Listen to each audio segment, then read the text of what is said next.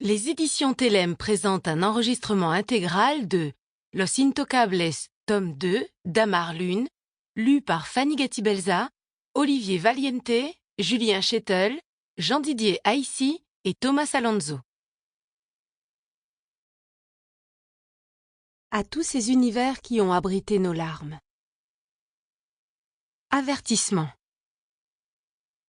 Cet ouvrage est destiné à un public mature et adulte. Des thèmes sexuels et violents y sont abordés. Tout le contexte est à prendre en compte car cette histoire n'est pas destinée à être romancée.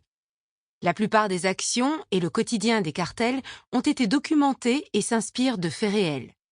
La psychologie occupe une place prépondérante. Certaines scènes peuvent heurter la sensibilité des lecteurs, addiction, relations toxiques et abusives, violence, torture, propos injurieux. 1. Ta liberté avant la mienne. Mira. Je jetai un coup d'œil autour de moi, les lèvres entr'ouvertes et la respiration sifflante. Mon cerveau était submergé par les informations. Javier avait tué Omar. Alvaro avait tout orchestré. Eduardo pensait que j'avais fui. Je me répétais ces 3 phrases jusqu'à ce qu'elles fissent sens. La réalité atterrit telle une masse compacte sur le sommet de mon crâne. J'étais foutu.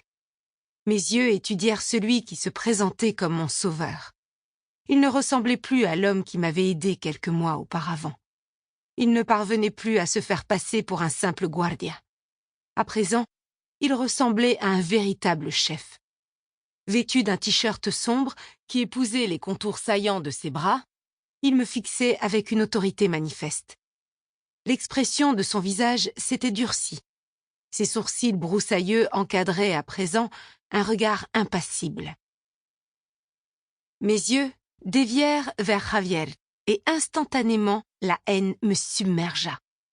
Tel un lâche, il avait profité de l'inattention d'Omar pour le tuer.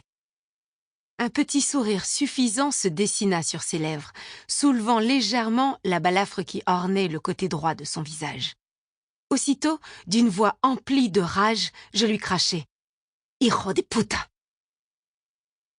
Doucement, tu vas te péter une veine.